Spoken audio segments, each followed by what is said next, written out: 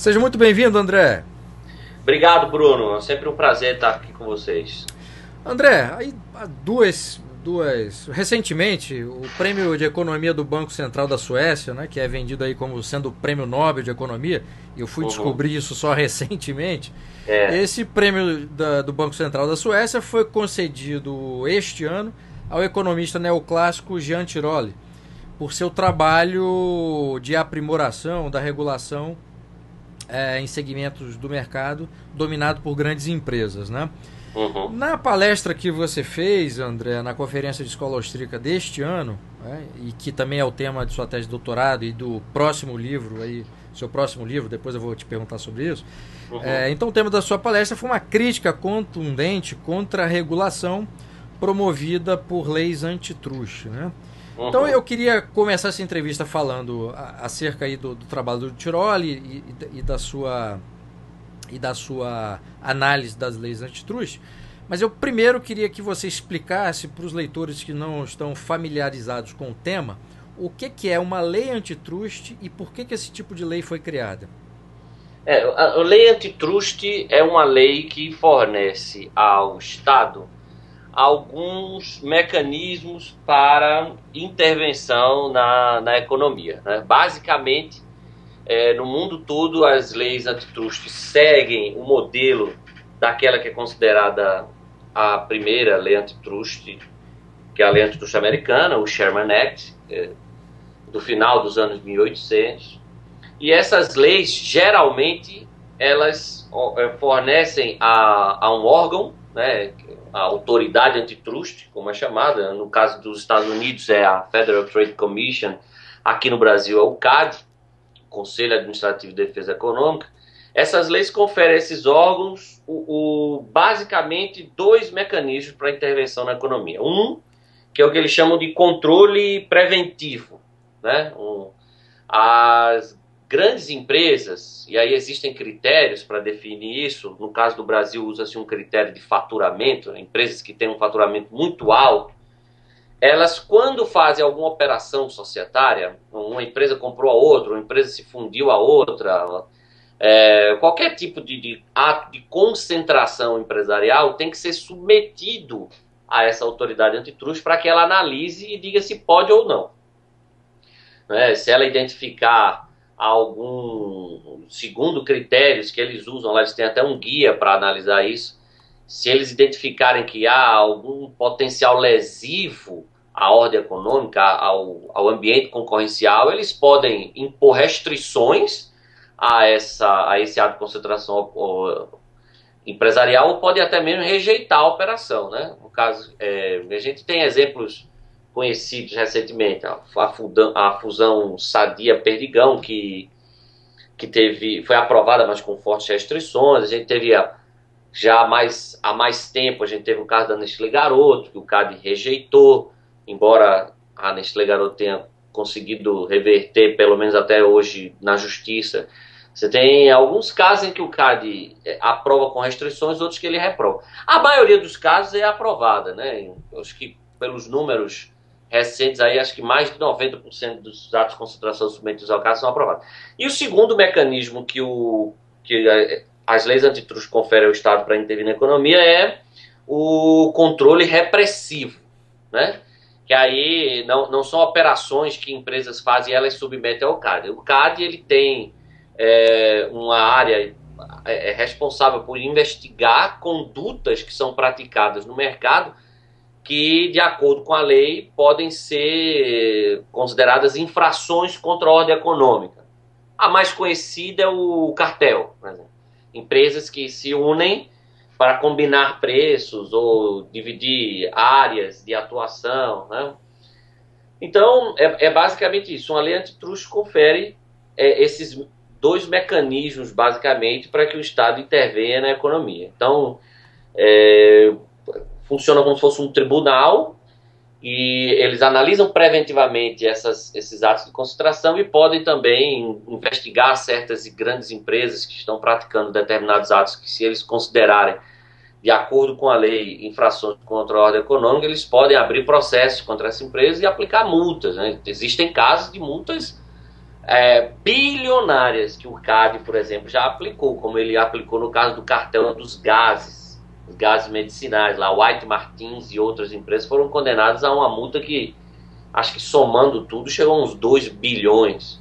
A Ambev foi multada também, aquele caso do programa Tô Contigo, um programa de fidelização com bares que ela fez, foi multada uma multa na época de 353 milhões de reais. Então, basicamente, uma lei antitrust, ela confere esses dois mecanismos, essas duas ferramentas para que o Estado intervenha na economia. E por que esse tipo de lei foi criada, André? Então, a explicação padrão para a criação dessas leis é que nos Estados Unidos, no final dos anos 1800, a economia desregulada, o mercado desregulado, estava produzindo monopólios e cartéis, os trusts, né, que eram acordos, né, empresas que faziam acordos entre elas e tal, ou grandes empresas que estavam dominando um determinado setor de mercado. E esse ambiente de dominação de mercado por uma ou poucas empresas estava gerando prejuízos aos consumidores. De que tipo? Os preços estavam aumentando, né? As empresas conseguiam impor o que os economistas neoclássicos chamam de preços de monopólio, preços monopolísticos, elas adquiriam um poder de mercado que permitia a elas criar barreiras à entrada de concorrentes e abusar de sua posição dominante. Essa é a explicação padrão. Então, era preciso criar foi preciso criar essas leis antitrust para permitir que o Estado corrigisse esses problemas, as famosas falhas de mercado, né? A explicação padrão é de que um mercado deixado livre, desregulado, ele produz essas falhas e precisam de correções tópicas, correções pontuais por parte do Estado. Essa é a explicação padrão. Mas estudos revisionistas, e aí foi basicamente o que eu tentei mostrar na primeira parte da palestra, lá na conferência do Instituto Mises, e eu tento mostrar no segundo capítulo do meu livro, é que, na verdade, nada disso estava acontecendo, né? A história que nos é contada pelos defensores do direito antitruste é bem diferente do que realmente aconteceu. O que se vê nesse período é que essas grandes empresas, essas áreas que estavam sendo dominadas por uma ou poucas empresas, estavam tendo queda de preços, aumento de produção, uma incrível inovação tecnológica, criação de novos produtos, novos modelos de negócio, um aumento da eficiência, e tudo isso gerava reflexos somente positivos para os consumidores. Agora, é óbvio que esse era um ambiente um estado de coisas que não agradava certos empresários que estavam perdendo mercado, perdendo posições, perdendo poder para outros empresários mais competentes, mais eficientes. E aí eles foram ao governo, na verdade, pedir para que o governo os protegesse, né? E as leis antitruste têm, portanto, essa origem verdadeira, né? Foi uma lei criada para proteger empresas ineficientes que não conseguiam se manter num ambiente extremamente competitivo do final dos anos 1800. Né? Se tinha uma coisa que existia e muito naquela época era a concorrência empresarial. E isso, Bruno, o Instituto Mises é um instituto voltado à divulgação das ideias da escola austríaca. Quem diz isso não são apenas os austríacos. Essa não é uma exclusividade austríaca. Né? Eu fiz questão de deixar isso claro. Por exemplo, um historiador socialista, o Gabriel Coco, né, naqueles dois famosos livros dele, o Railroads and Regulation e The Triumph of Conservatism, ele demonstra isso, ele mesmo fala isso, que aquela era uma época de intensa competição, que a origem das leis antitruste de muitas agências reguladoras, lá como a Interstate Commerce, foram criadas para proteger empresas ineficientes. Né? Na verdade, ele diz que naquela época a economia estava indo bem para todo mundo, menos para alguns empresários, né, que, portanto, foram ao governo. Outros autores, alguns autores ligados, por exemplo, à escola de Chicago, e outros, sem que você possa identificá-los em alguma corrente dessa de pensamento, alguma escola de pensamento, também já fizeram vários estudos revisionistas. Eu citei alguns desses estudos no livro e na palestra, que mostram essa outra visão. Olha, na verdade, não estava acontecendo nada disso, não. A origem das leis antitruste é protecionismo, proteger empresas ineficientes. Talvez o autor que mais se dedicou, um autor ligado à escola austríaca, que mais se dedicou a esse estudo revisionista foi o Thomas de Lorenzo. Ele tem vários artigos nos quais ele faz uma pesquisa minuciosa sobre aquele período histórico e desmonta essa versão de que os trusts e as grandes empresas estavam abusando do seu poder, aumentando o preço, restringindo a produção. Ele mostra que a história é exatamente o oposto. O Dominique Armentano, nos seus 2 livros sobre antitrust, que são, para mim, os melhores livros sobre antitrust nessa visão austríaca, o The Case for Repeal e o Antitrust and Monopoly, ele também ele estuda mais de 50 casos de aplicação da lei antitrust americana, e ele demonstra que em todos esses casos essas empresas estavam aumentando produção, reduzindo preços, inovando em tecnologia, e foram atacadas justamente por isso, não por outro motivo. Mas esse caso da lei antitrust é um caso bastante interessante. Você tem grandes empresas que atuam em mercados regulados, né? Esses mercados regulados criados aí pelo Poder Legislativo ou referendado pelo Poder Executivo. E esses mercados regulados beneficiam essas grandes empresas porque impedem a concorrência, né? Então não é qualquer empresa que pode entrar num mercado que é muito regulado e você precisa ter capital, enfim, financeiro e político para poder entrar aí, né? Exatamente. E esse outro tipo de regulação, que é a lei antitrust, que visa, quer dizer, o seu objetivo supostamente seria proteger a sociedade, punindo essas empresas, né? Ela cria um desestímulo ao mesmo tempo para que empresas médias se tornem grandes e assim enfrentem o mesmo problema, né? Exatamente. E aí, quando desestimula que pequenas e médias empresas se tornem grandes e possam, com isso, incorrer violar, né, a lei antitrust, ela acaba beneficiando as grandes empresas, né, que não enfrentam problemas maiores e se incorrer daquilo que a lei antitrust rege, né? Ela tem condições também de se safar de alguma forma, ou recuando num determinado tipo de atividade, ou tentando fazer valer a sua força, né? E o engraçado é que as leis antitrust não fazem nada contra essa regulação, que é fortemente anticoncorrencial, né? Na verdade, as autoridades antitrust e as agências reguladoras, elas convivem harmoniosamente, né? São amigas, têm atividades que se complementam. Quando uma autoridade antitrust deveria ser a maior inimiga de agências reguladoras, porque não tem entidade que produza mais obstáculos à concorrência do que um ente regulatório, né? Você veja um caso agora, por exemplo, uma área que a gente aponta aí muito isso há bastante tempo, é a área de telecomunicações no Brasil. Depois das privatizações, por mais que tenha tido uma melhora, é uma área absolutamente fechada, né, para novos empreendedores. E você teve o leilão agora do 4G. Foi uma piada, porque o primeiro lote, sei lá, ficou Claro, Vivo e TIM e Oi, né, salvo engano. Então, ou foram só 3. Então, uma pegou o primeiro, a outra pegou o segundo, a outra pegou o terceiro.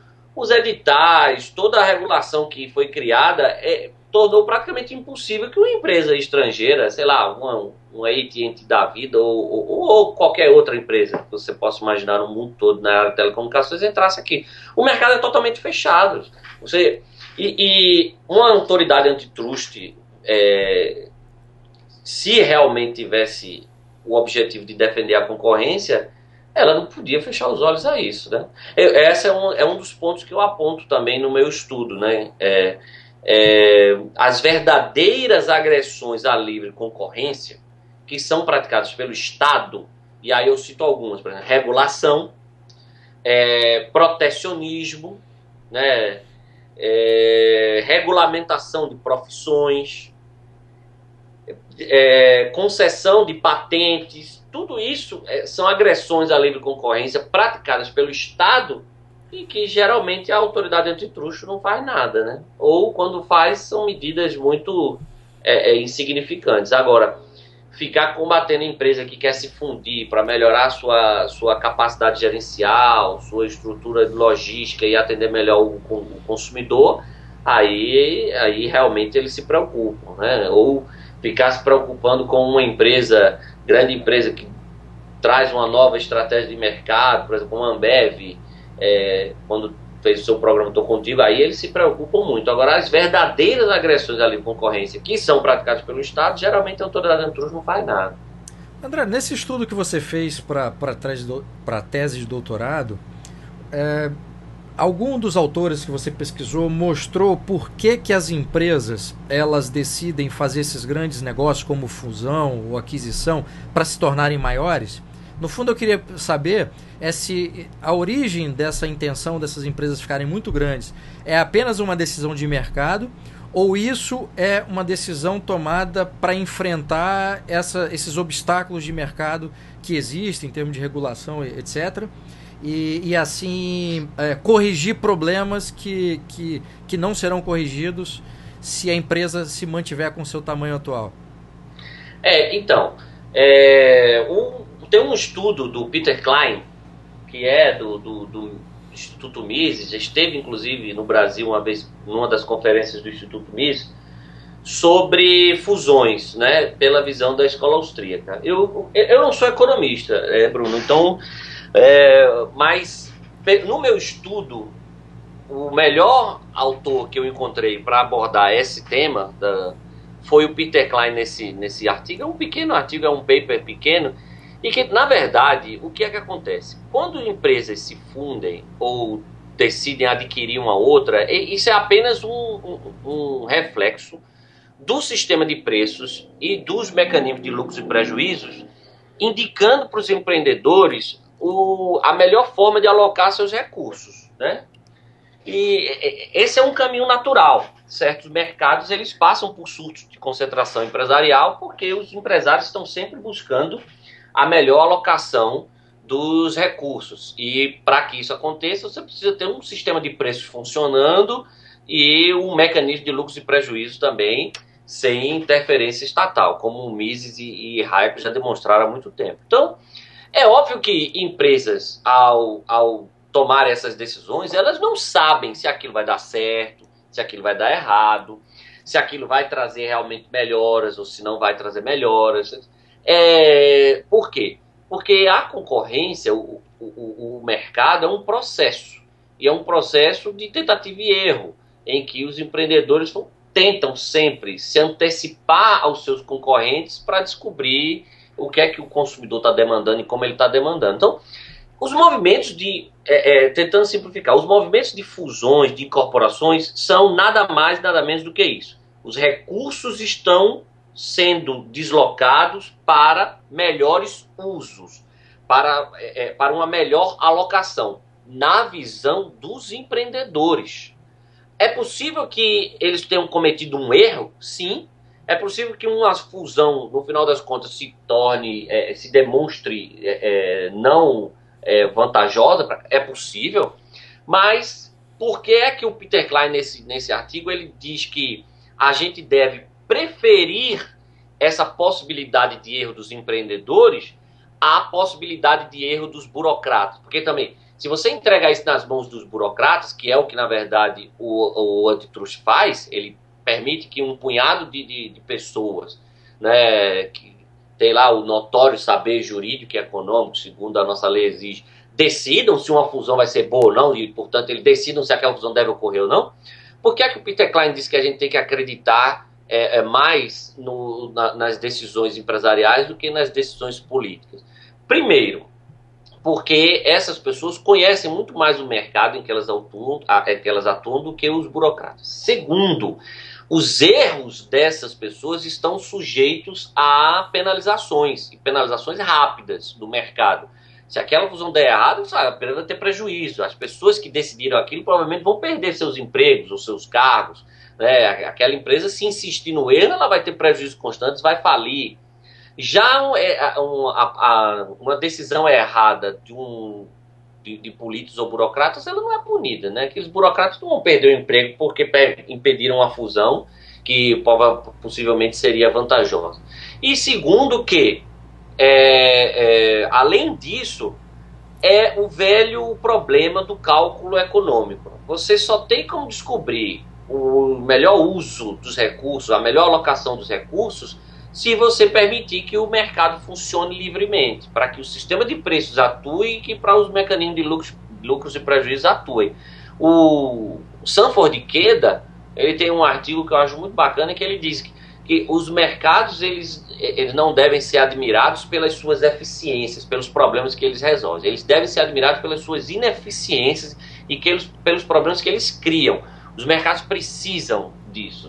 Eles precisam gerar ineficiências, porque é a partir daí das ineficiências que ele vai conseguir ligar os seus mecanismos de autocorreção e chegar a melhores resultados. Então, também tem isso nas autoridades antitruste, nas leis antitruste, na teoria que envolve o antitruste. Eles ficam sempre buscando uma perfeição que é inatingível, mas tentar essa perfeição, além de ser algo que você nunca vai conseguir, você às vezes impede que o mercado cometa erros que ele precisava cometer para ele descobrir a forma de solucionar, entendeu? Entendi. Qual é o principal problema ou consequência negativa que você vê na legislação antitruste, André? São vários, Bruno. Primeiro, se instaura aliás, primeiro os custos, né? As empresas hoje, grandes empresas, elas têm custos altíssimos com processos antitruste, né? Toda empresa que chega a ser líder de mercado sofre processos antitruste. Hoje a menina dos olhos, né, das autoridades antitruste no mundo todo é obviamente o Google. O Google está sofrendo processos antitruste no mundo todo. No Brasil existem 3 processos antitruste fortes contra o Google. Não por acaso a história se repete de modo enfadonho, né? Não por acaso esses processos foram abertos por quem? Pelo Bing, pelo Buscapé, pela Microsoft. Então a Microsoft, que é dona do Bing, a Buscapé e acho que o Bom de Faro, que são concorrentes do Google Shopping. No mundo todo o Google está sendo processado. A Amazon agora também está sendo ameaçada em alguns lugares. Ou seja, isso gera um custo muito grande para as empresas. As empresas hoje elas não apenas têm que ter advogados nessa área e economistas nessa área de truste pagando caríssimo, tanto para se defender nos processos como para apresentar os atos de concentração, quando elas vão fazer fusões e aquisições, né? Tem o clima de medo que se instaura, né? O Di Lorenzo, num artigo dele, ele fala que a General Motors teve uma época que um CEO lá determinou que era política da empresa não ultrapassar 45% de mercado. Por quê? Porque ele tinha medo de processos antitruste, né? E isso, segundo alguns, pode ter comprometido a competitividade da General Motors. Você cria esse clima de medo, né? Principalmente em mercados que estão passando por surtos de concentração empresarial.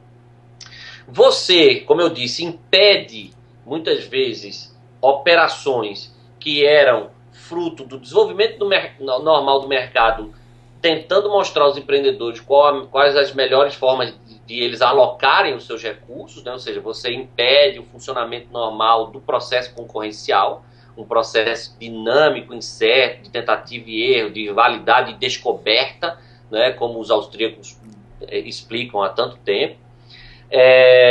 Você tem também o problema dos erros dos burocratas, porque eles se preocupam muito com as falhas de mercado, mas você também tem que se preocupar com as falhas de governo, né? Você da mesma forma que você não pode afirmar que as funções que são definidas pelas empresas vão produzir resultados melhores, embora a gente tenha a lógica econômica a nos dizer que é bem presumível que aquelas fusões vão gerar resultados melhores, mas realmente você não pode garantir, porque o erro é algo comum e o mercado opera num ambiente de incerteza genuína. Você tem, finalmente, o problema da captura regulatória, né? Tão bem explicada pelos economistas lá da escolha pública, né?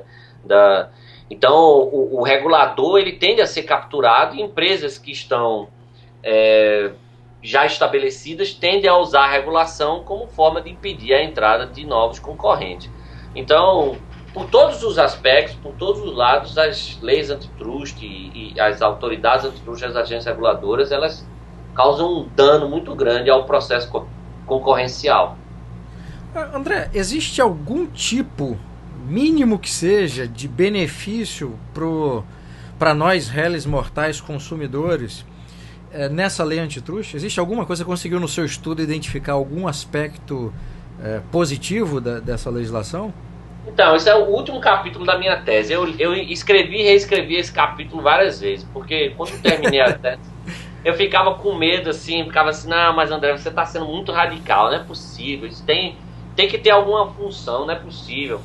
E aí é o seguinte, além daquelas duas ferramentas que eu te falei no começo dessa nossa conversa hoje, que o antitrust confere ao Estado, né, de controlar preventivamente atos de concentração e reprimir posteriormente conduta, existe uma terceira função que geralmente as autoridades antitrust exercem, que é o que os americanos chamam de advocacia da concorrência, né? A competition advocacy. E é o seguinte,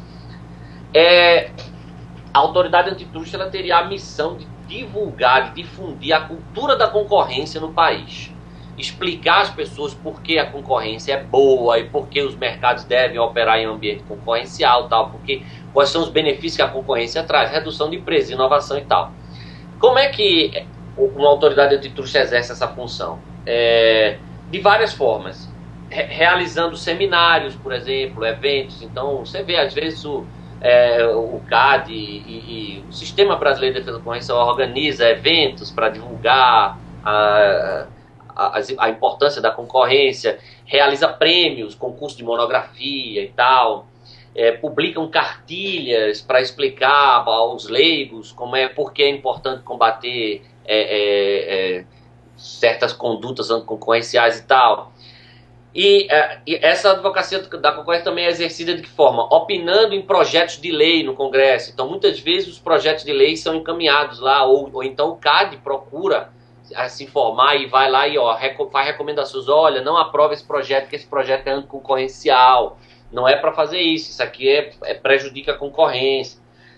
O CAD também pode exercer essa advocacia da concorrência atuando em processos judiciais. Então, se tem um processo judicial que envolve alguma questão concorrencial, o CAD pode entrar lá como amicus curia, né, o amigo da corte, lá como um terceiro interessado que vai apenas dar subsídios ao juiz para que ele julgue aquela lide em prol da livre concorrência, em prol do ambiente concorrencial. Então, essa é uma função legítima de uma autoridade antitrust, sim, desde que ela se volte apenas e tão somente a combater os verdadeiros ataques à livre concorrência, que quem pratica? O Estado. Então, por exemplo, seria interessante se você tivesse uma autoridade antitrust independente, que quando o senhor Guido Mantega e sua equipe resolvessem baixar um pacote protecionista, né, praticamente fechando o Brasil a produtos estrangeiros, a autoridade antitrust chegasse para lá e recomendasse, olha, não faz isso, isso é anticoncorrencial, protecionismo é contra a concorrência, prejudica o consumidor e tal. E divulgasse isso para a opinião pública, ainda que ela não pudesse impedir, fosse apenas uma recomendação, entendeu? Ou, por exemplo, uma lei nova regulamentando uma profissão. Tem tantas aí, pela minha pesquisa eu identifiquei 68 profissões regulamentadas no Brasil, mas deve ter muito mais, e deve ter muito mais leis tramitando no Congresso para regulamentar a profissão e fechar mercado mais ainda. Ele devia chegar lá e dizer, não aprova essa lei está errada. Essa é uma atribuição que seria legítima para uma autoridade antitrust, que é legítima, perdão, mas o fato é que ela acaba não sendo exercida de forma eficaz, de forma efetiva, né? Você vê, Você não ouve o CAD falar nada quando há esses pacotes protecionistas. Patentes, por exemplo. A própria lei prevê a possibilidade, a própria lei de propriedade industrial, a lei de patentes no Brasil, prevê a possibilidade de você quebrar patente. É um termo vulgar que a gente usa, na verdade o termo técnico é licença compulsória. Se quebrar patente quando há abuso de poder econômico praticado por um titular de uma patente. Mas é muito raro, você não vê isso acontecer na prática. Então, existe, para responder a sua pergunta, existe algo que uma autoridade antitrust podia fazer realmente? Existe. Seria a advocacia da concorrência. Né? Essa missão de divulgar os benefícios da concorrência e, de certa forma, recomendar que o Estado não fizesse isso ou aquilo. Mas isso acaba... essa atribuição das autoridades antitrust, ela fica relegada a último plano. Ela se preocupa muito mais em ficar abrindo processo contra a empresa e atuando no controle preventivo do que se dedicar à advocacia da concorrência. Principalmente quando se trata de advocacia da concorrência contra o Estado. Por quê? Porque aí você entra no problema da independência, né, dessas autoridades. Por mais que se diga que essas entidades são independentes, autônomas, a gente sabe que na prática não é assim que funciona, né? Se diz muito que as agências reguladoras são independentes, os mandatos não são coincidentes com os do poder político, eles têm mandatos, eles são sabatinados pelo Congresso, então o Executivo não pode destituir. Mas a gente sabe que, na prática, não há essa independência de verdade. Né? Esses órgãos são aparelhados politicamente pelos partidos que estão no poder. Essas pessoas que entram lá sabem que, se não rezarem a cartilha do governante de turno, elas não vão ter vida longa no serviço público. Né? Então, é muito bonito na teoria você afirmar que essas entidades são autônomas e independentes, mas a gente sabe que, na prática, isso não funciona. Entendi. Bom, o primeiro trabalho, então, do CAD seria contra o próprio governo, não contra as empresas, né? Sim. Na verdade, o único. Esse porque, na verdade, Bruno, e no meu estudo eu me dedico a mostrar isso, o livre mercado não produz monopólios, oligopólios e cartéis. Quem produz isso é o governo. Como? Criando barreiras legais à entrada. Porque, na visão austríaca, concorrência existe se não há barreiras legais à entrada. Sem barreiras legais à entrada, o mercado sempre estará operando em regime concorrencial. Sempre. Porque você vai ter a concorrência, ainda que uma empresa esteja dominando, tenha 100% do mercado, esse mercado está atuando em regime concorrencial. Porque existe a pressão da concorrência potencial. Essa empresa vai ter que atuar como se vários concorrentes existissem contra ela. Porque se ela não fizer isso, ela perde mercado amanhã.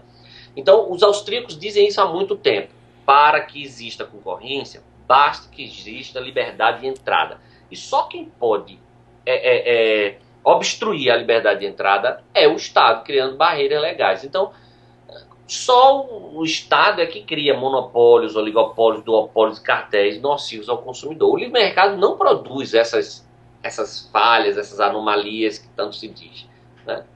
Agora, André, qual é a concepção de empreendedor de mercado de concorrência que fundamenta as leis antitrustes, tanto nos Estados Unidos como no Brasil? Não sei se a fundamentação em termos teóricos é parecida, mas você utilizou na sua tese de doutorado, como instrumental teórico, as concepções da escola austríaca, né? Sim. E qual é essa concepção de concorrência, por exemplo, que fundamenta essa legislação?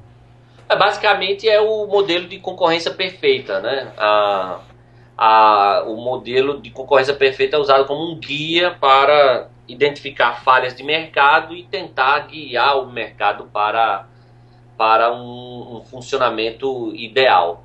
Nesse modelo de concorrência perfeita, se imagina uma situação estática em que existem vários produtores, em que ninguém tem condições de interferir no preço e na qualidade dos produtos, em que todos têm conhecimento perfeito sobre tudo, tanto empresários quanto consumidores, né? Então, são condições absolutamente irreais. O Hayek, no famoso ensaio dele, O Significado da Competição, né, da Concorrência, o The Meaning of Competition, ele diz que o modelo de concorrência perfeita sequer pode ser chamado de concorrência, porque é um modelo em que, para que ele funcione, as empresas não podem competir, não podem concorrer. Né? O Huerta de Soto usa a metáfora da fotografia, né? Ele diz assim, você imagine um filme fotográfico, várias fotos tiradas numa sequência. O modelo da concorrência perfeita é o seguinte, você pega uma dessas fotos, ou seja, uma situação estática e analisa. Se naquela foto que você tirou existem vários produtores, existem várias empresas, existem o preço, essas empresas não têm condições de interferir no preço da qualidade do produto, você tem uma situação ideal. Agora, se você, numa dessas fotografias, você fica um mercado muito concentrado, aí ele grita, opa, oligopólio, temos que intervir aqui. Você identifica numa fotografia dessa uma situação com um ofertante apenas, isso é monopólio. E aí o Herta de Soto fala, por que isso é errado? Porque, segundo a visão austríaca, você não pode olhar só uma foto, você tem que olhar o filme todo. Porque a concorrência não é uma situação, um estado de coisas. A concorrência é um processo dinâmico e incerto de rivalidade e descoberta constantes, né? Os empreendedores atuam num ambiente de incerteza genuína, sempre tentando estar à frente de seus competidores, descobrindo a demanda do consumidor e oferecendo a ele. Então, você não pode analisar o mercado numa foto, você tem que analisar o filme todo. E ele diz, na visão austríaca, o que importa não é o resultado que uma foto mostra, mas o que é que aconteceu lá no início desse filme, se havia liberdade de entrada. Se havia liberdade de entrada, em todo esse filme, a concorrência vai estar operando. Então, o modelo que geralmente se usa no antitrust é o modelo esse modelo da concorrência perfeita. E os austríacos rejeitam isso há décadas, né? Os melhores textos sobre isso talvez sejam os dois do Hayek, o The Meaning of Competition e o outro Competition as a Discovery Procedure, né? A concorrência como um procedimento de descoberta. E você tem um texto do Kirchner, o Kirchner que estava concorrendo com o Tiroli, né, pelo prêmio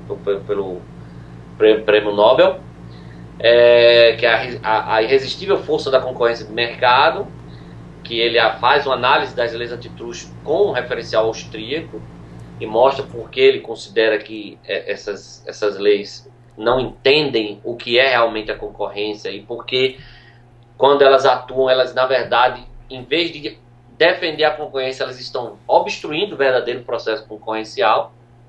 E essa é a visão que o pessoal do antitrust usa, uma visão que vai assim, na contramão de tudo que a escola austríaca defende.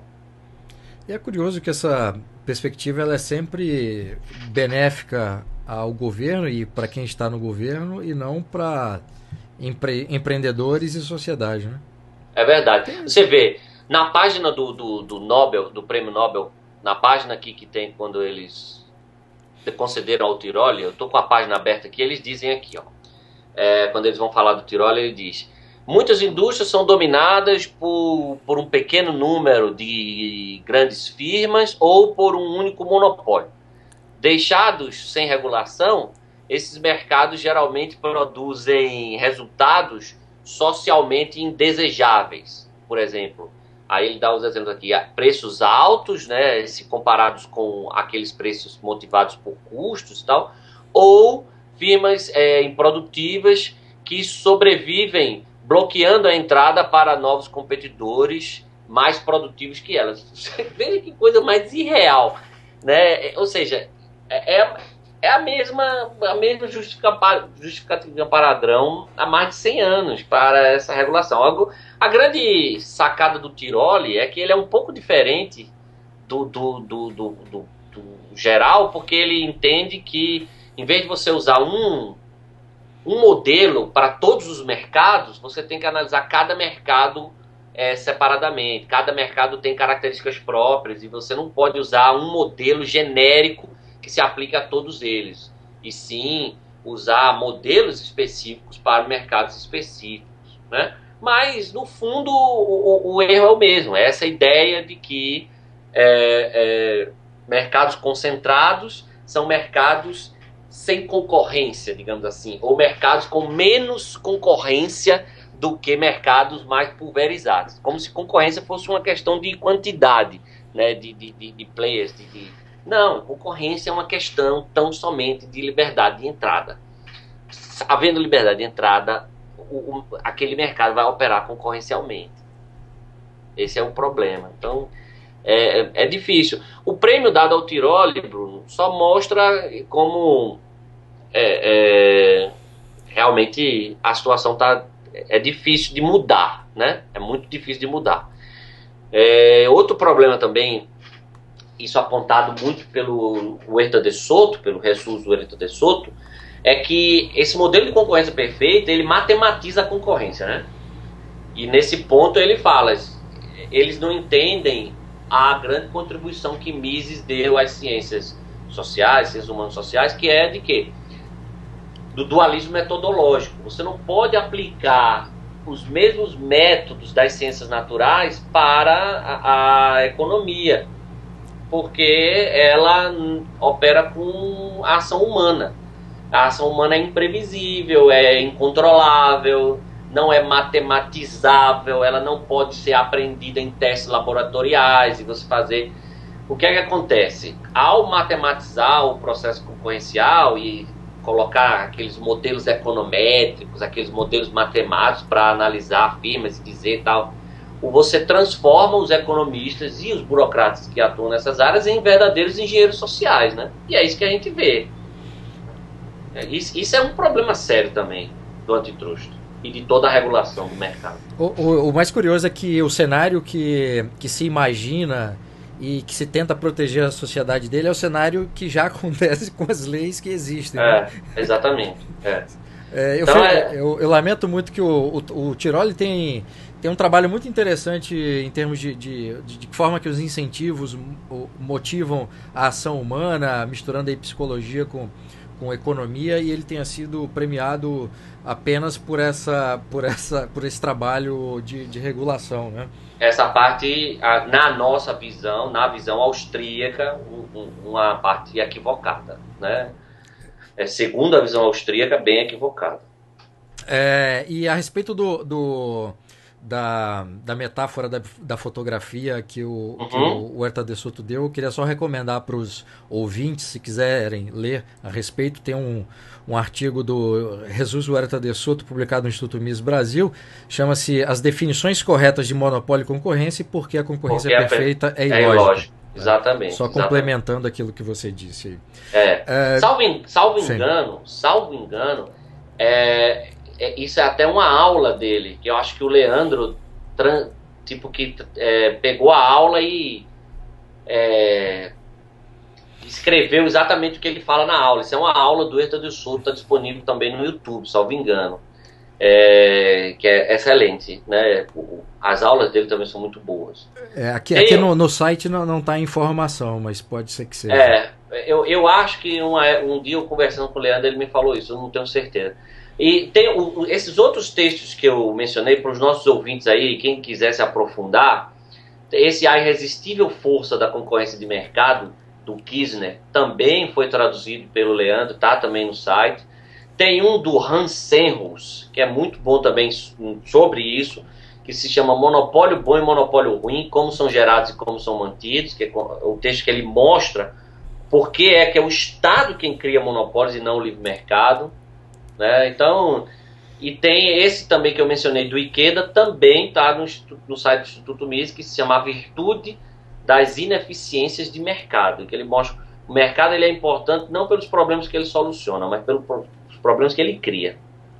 Bom, André, você tem um livro que eu acho excelente, que eu gosto muito, chama-se Direito Empresarial Esquematizado, que eu recomendo aí não só para aqueles que se interessam pela área de direito empresarial, mas quem se interessa por direito e as suas relações com economia e política, etc. Então, nesse livro, você analisa num dos capítulos a lei antitruste brasileira e o papel do CAD. E eu queria que você explicasse aí de forma bastante resumida para os nossos ouvintes, e aí já chamando para que eles leiam o livro, quais são aquelas razões que você considera suficientes para que se revogue a lei antitruste brasileira e o próprio CAD. O meu livro é um curso, né, de direito empresarial, um manual de direito empresarial. Quando eu falo do CAD, eu falo de uma forma não muito aprofundada, mas basicamente o que eu digo é: as leis antitrust não devem existir no ambiente de livre mercado e uma autoridade antitrust não devem existir. Por quê? Porque a atuação delas, a despeito de supostamente ser exercida em defesa da concorrência, na verdade significam a própria obstrução do verdadeiro processo concorrencial, né?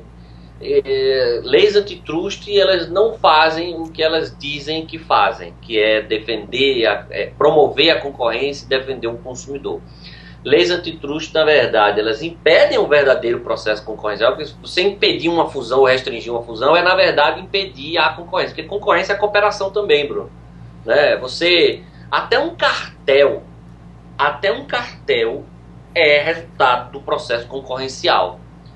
Cartéis não devem ser combatidos porque eles são também resultado do processo concorrencial. Empresas que decidem fazer um cartel, elas acabam ajudando o mercado, porque se o cartel for mal sucedido, elas estão informando que aquele mercado é atrativo para concorrentes. Né? Se de repente as empresas tentarem formar um cartel e botarem um preço muito alto, se aquele cartel não for bem sucedido, ela vai estar chamando concorrentes. É a sinalização que certos concorrentes potenciais precisavam para entrar naquele mercado. Se o cartel for bem sucedido, é a sinalização que as empresas do cartel estavam precisando, por exemplo, para fazer uma fusão.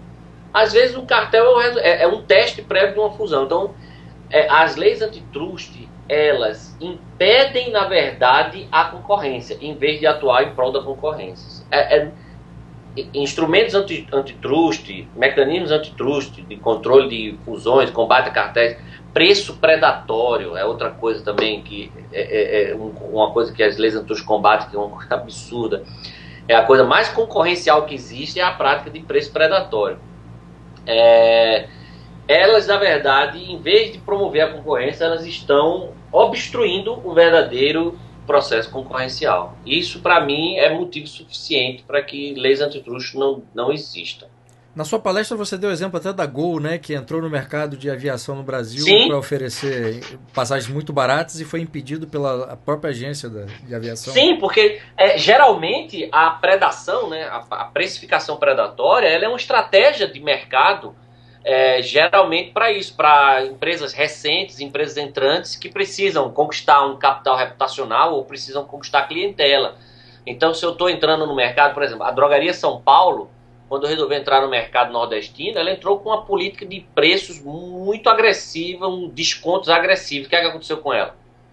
Foi processada. O Ministério Público e associações de pequenas farmácias entraram com ações contra ela por prática de preço predatório. Por vários meses, acho que talvez até anos, a Drogaria São Paulo ficou proibida de fazer descontos superiores a 15% no Nordeste. Então, a Gol, quando ela queria... estava começando, tal, ela fez aquelas campanhas que ela fazia, a volta por R$1, a volta por R$50, ou a volta de graça, sei lá. E aí ela foi processada na época. É bem verdade, aqui nesse ponto a gente precisa ser justo. O CAD nunca teve condenações assim por preço predatório. A Drogaria São Paulo foi processada no CAD também, ela foi absolvida. Esse processo da Gol no CAD também não vingou.